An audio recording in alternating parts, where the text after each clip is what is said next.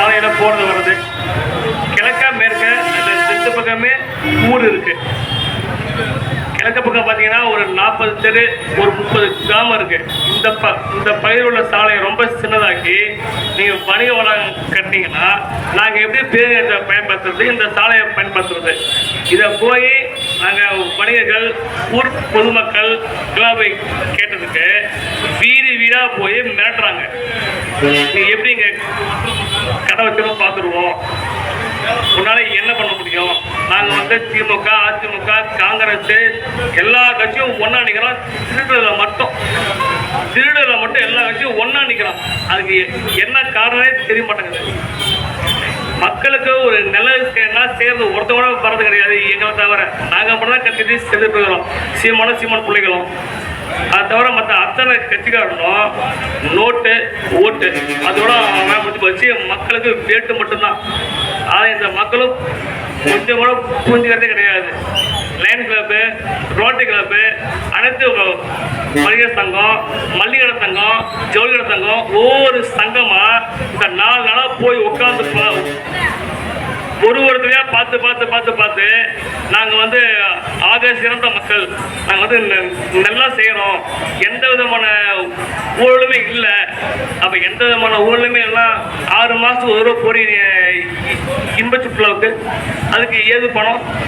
இதே சின்னசலம் பேருந்தில் இந்த பக்கம் 20 கடை இருக்குது, இந்த பக்கம் 10 கடை இருக்குது, பின்பக்கம் ஒரு 6 கடை புதுசாக கட்டுறீங்க.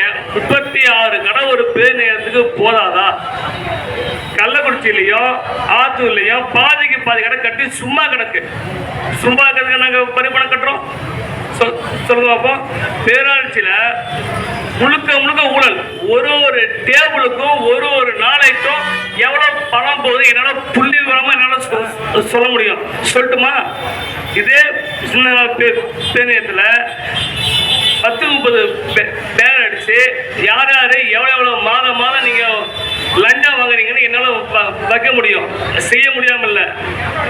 அப்புறம் சின்னதளவு பேராட்சியில் பார்த்தீங்கன்னா அது சின்னதளவு பேராட்சி கிடையாது. காங்கிரஸ் கட்சியுடைய நகர செயலர் அலுவலகமாக மறு பல வருஷம் ஆகுது. சரி, இது சம்மந்தமாக நாங்கள் மாவட்ட ஆட்சியரை பார்த்து ஒரு மனு தரணும் போனோம்னா அவர் திமுக கட்சியுடைய மாவட்ட செயலர் மாறிக்கிறாரு.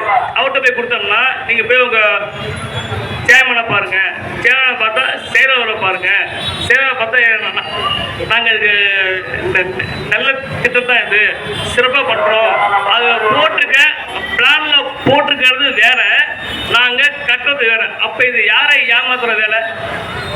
பிளானில் போட நான் கட்டவே இல்லை. நாங்கள் அப்படி காமிச்சு டிடிடிபி அப்ரூவ் வாங்கி நாங்கள் வேற மாதிரி கட்டுறோம் அப்படின்னா இது யாரை ஏமாத்துற வேலை? முழுக்க மக்களையும் அரசாங்கத்துக்கும் ராமம் போடுற வேலை தான் இது. ஏற்கனவே 1.96 லட்சம் பணம் வந்திருக்கு. அது இல்லாமல் இன்னும் 3 லட்சத்துக்கு போட்டுருக்குறாங்க, 3 கோடிக்கு. இதில் பார்த்தீங்கன்னா ஒரு கடை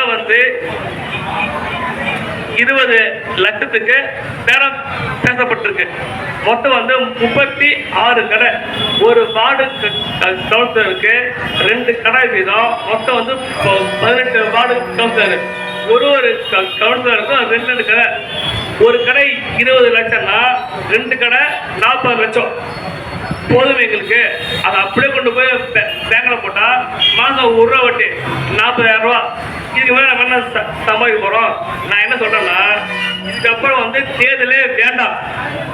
தேர்தல் வேண்டாம். ஒரு குடும்பத்துக்கும் சுழற்சி முறையில் நீங்கள் வார்டு கவுன்சிலர் கொடுத்துருங்க. நாங்கள் என்ன பண்ணுறோம், எங்களால் எவ்வளோ முடியுமோ அவ்வளோ ஆட்டையை போட்டுக்கிறோம். ஆட்டையை போட்டு ஒவ்வொரு டைம்லையும் செட்டில் ஆகிடும். சீக்கிரமாக இந்தியா வல்லரசு ஆகிடும். வேலை ஒன்றுமே இல்லை. நாங்களும் இதே ஊர் தான். இந்த ஊரில் எங்களுக்கு பட்டு இருக்கு.